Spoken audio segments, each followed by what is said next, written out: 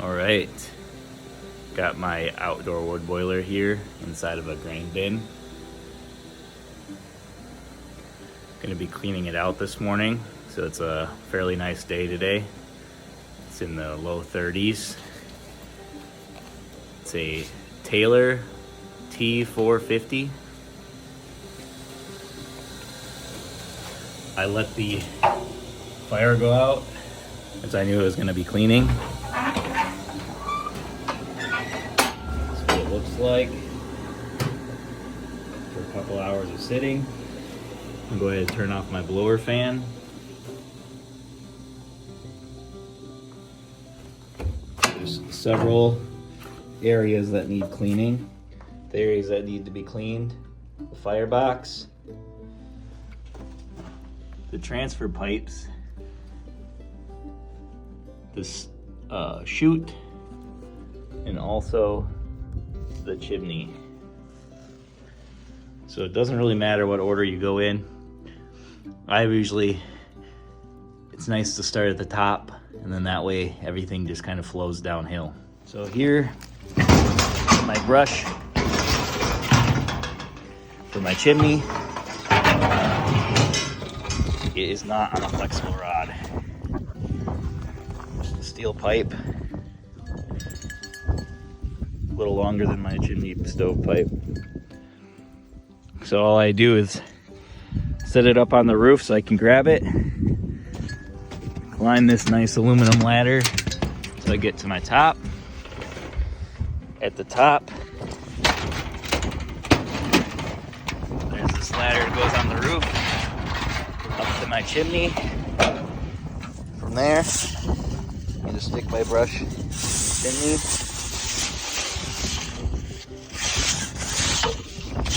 Twist it, pull up and down.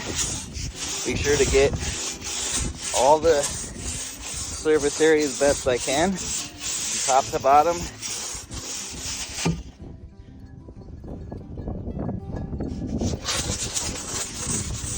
Once that's complete,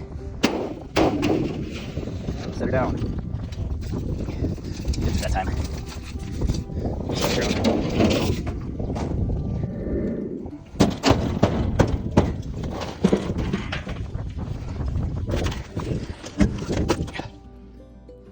There's about as much soot that came out of the chimney. Burned pretty clean.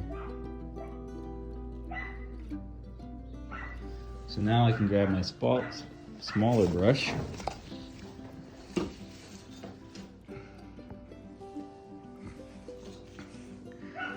And on the other end of this small brush is just a flat piece of metal that fits pretty nicely inside here. That I can either pull or push. I scrape the sides, up top, into the sides. Just like that. The nice part about being inside the wood boiler then is it's fairly warm in here compared to outside. There's no snow, rain. The elements aren't getting on me while I'm maintaining this. Makes a lot more bearable. So I'll do that about a dozen times. Once I get there, I'll take my small brush and we'll go around to the front. Open up the front door. And inside the front door here is the back panel. Here's the back panel of the unit. My overflow bucket, just so that it doesn't get ice all on the floor there. This comes apart, there's two handles. There's with the back shroud off. There's my two pumps. This one goes to my outbuildings. This one goes to my house. You can touch them. I can tell it's running. You can tell that one's running. It's got some service valves. You can see she's leaking a little bit. It's a used unit, over 30 years old. Not surprised. So here's my back chute.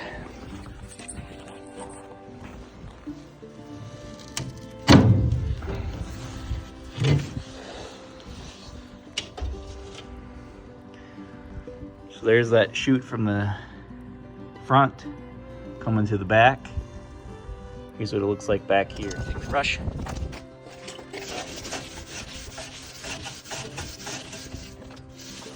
Clean out these heat transfer pipes.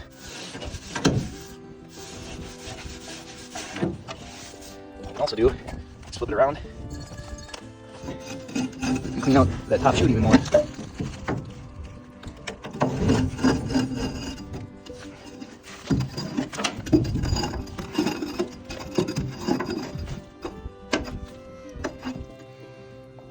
If I remember, I tried to turn on my exhaust fan, which is just a simple switch. That'll pull out all the dust while I'm working in here.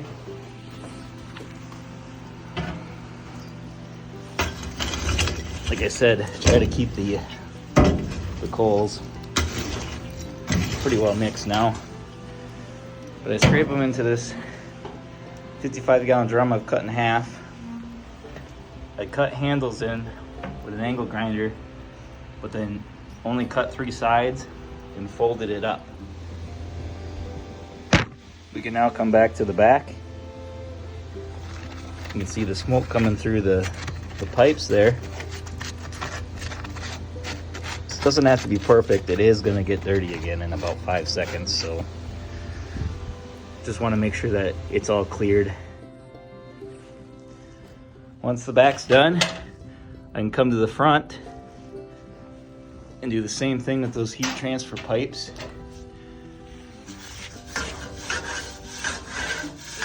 So the smoke actually goes through those pipes up into this chamber here before it gets to the smoke step. So the water is essentially being heated by the smoke as well.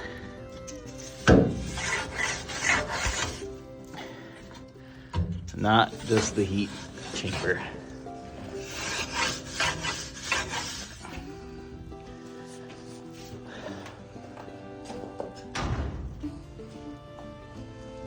So now that's done. I just got the firebox to clean.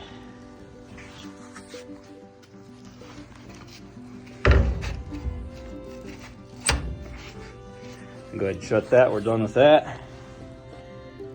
For this, I like to use a combination of a shovel and a rake.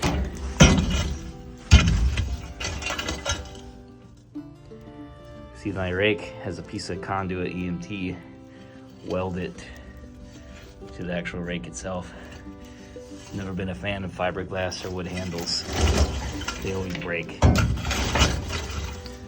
For this, depending on how dirty it is, how full it is of ash, and how clean the ash is, depends on how much I clean. Right now, this is pretty much just coals. There's a little bit of ash in there. I'll try to scrape the ashes, but keep the coals. The mott coals are what keep the fire going, so I don't have to relight it. But we don't need the ash. Once the back door is back on, go ahead and shut our front door to the boiler.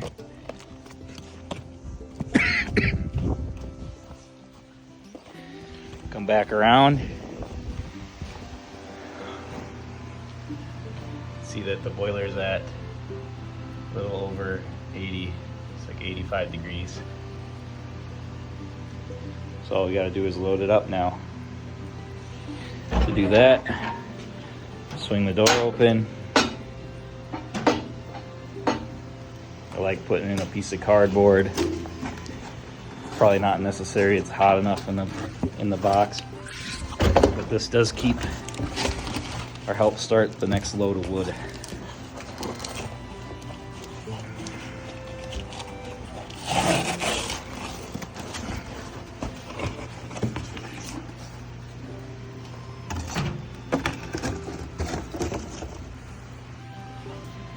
So now that that's gonna get all smoky, we'll shut this for now.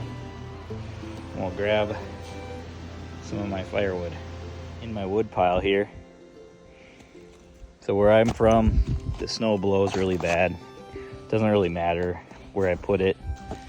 It will get covered in snow unless I put it inside of a sealed shed. That's not really an option for me.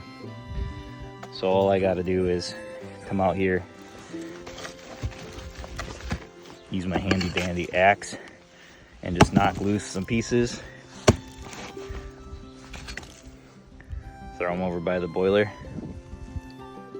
Pretty simple.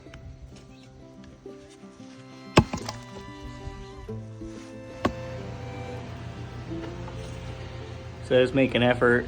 It's kind of like geometry. Fill in all the gaps with the pieces of wood you have. Don't really make a big deal about it, right? Just stick it in there. Sometimes I gotta slam the door pretty good. Sometimes pieces fall out.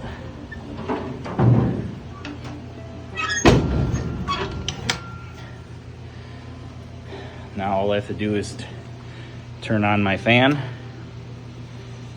which kicks in a draft fan. There's a little flapper.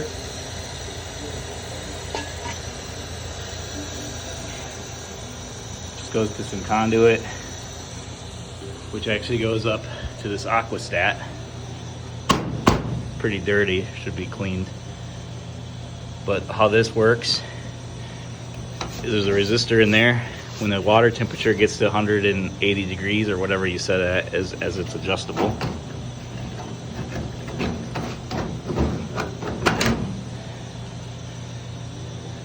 it's just a thermal switch. Turns that fan on and off. Once it reaches 180 degrees, the fan quits working. Super dirty. Right now my temperature is maintaining right there, little about 85 degrees. This hose is telling me the water level. So right now, this temperature, the water level is right here. See the bubble move. When it's at full temp, the water level is about right there. This is basically the top of my water jacket. This hose gets dirty, gets dry rotted. It needs to be replaced every about 2 years. That's what I've been doing.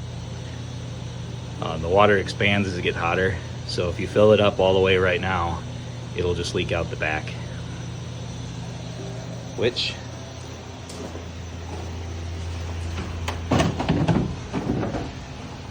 this pipe is overflow. So the top of the tank is right there.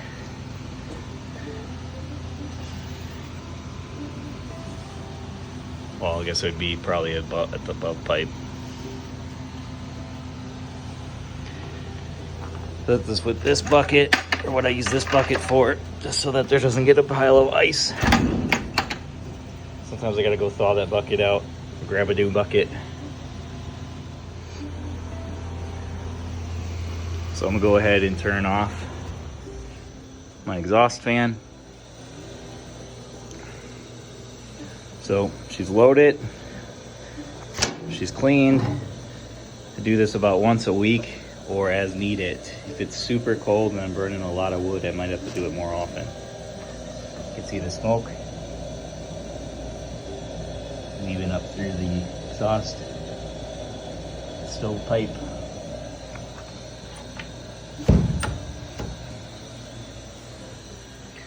That's my outdoor wood boiler inside of a grain bin. Typically I store wood right here, but I just found that it's more work than necessary. I don't want to handle the wood any more than I need to. I used to store wood over here as well, but again, just more work than necessary. Right now I use it for brooding chicks, my broiler chicks, in the springtime. That way I can have the wood boiler going, keeps it warm in here, keeps it warm for the chicks. Been burning for about 10 minutes. Temperature's creeping up just a little bit. Smoke's rolling now. Try to peek in here without letting stuff fall down. Fire's going.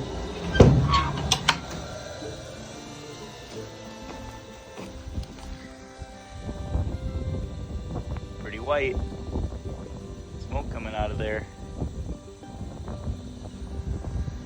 I'd say she's going really well.